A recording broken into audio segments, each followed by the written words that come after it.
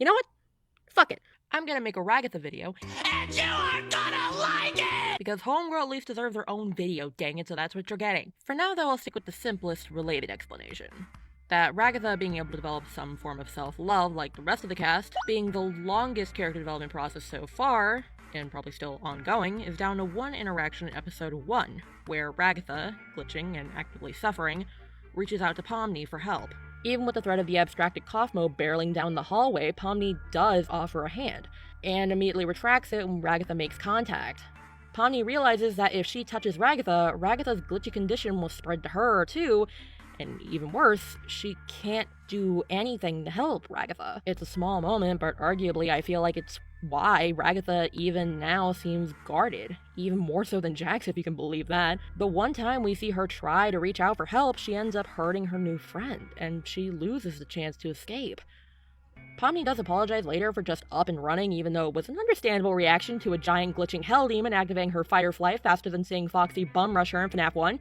She's a YouTuber, she's probably played the game.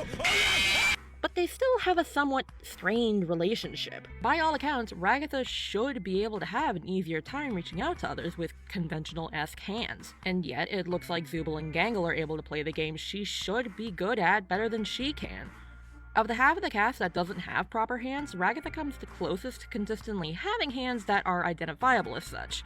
But they're almost mitten-like in design. For as much as she seems able to do what she needs to with her hands, she just can't. Hell, she can't even squirt the bottle of stupid sauce correctly when Gangle can operate buttons and switches and even draw. Really fucking well, might I add? That is some crazy shit. Zooble's body is take apart and put back together, reflecting how they have to consciously want to reach out to others and love themselves.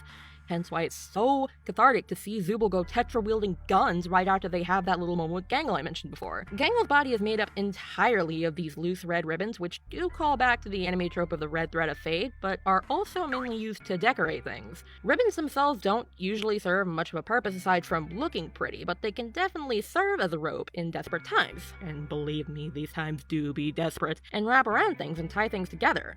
Gangle can still reach out to others, it's just in a way that's different from others. She can still have contact with other things. Yeah, my editor was right, this is just neurodivergence, and that can apply to Zooble and even Ragatha too. Their way of reaching out to others, perhaps more difficult, perhaps more different, is still a way of reaching out. I've been leaving one of the gals out of the discussion though, haven't I? It's who the internet would have you believe is best girl, of course, Pomni. She actually seems to be better at playing peacekeeper for the group than Ragatha, actively reaching out to others emotionally and physically, even when you'd think they wouldn't be worth it.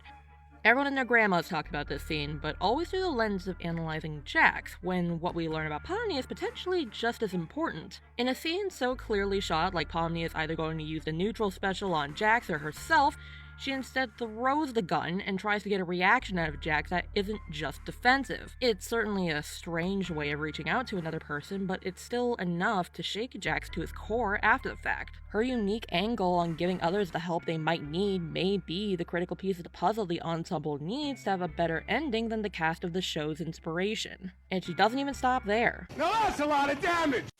She still offers an olive branch to Jax, despite him telling her, word for word, to stop looking for a part of him that doesn't exist. Pomni, despite how much I rag on her, is arguably the best at consistently helping the rest of the group when they aren't feeling themselves, but she wouldn't have gotten as far as she has if she didn't have an amazing teacher. I've alluded to the sit down and talk scenes in this show enough by now. Everyone has something to say about them, so I guess I'll throw my hat in too. I do like them, really, but I feel like some, not all, just some, might have been more effective if the dialogue had been more concise.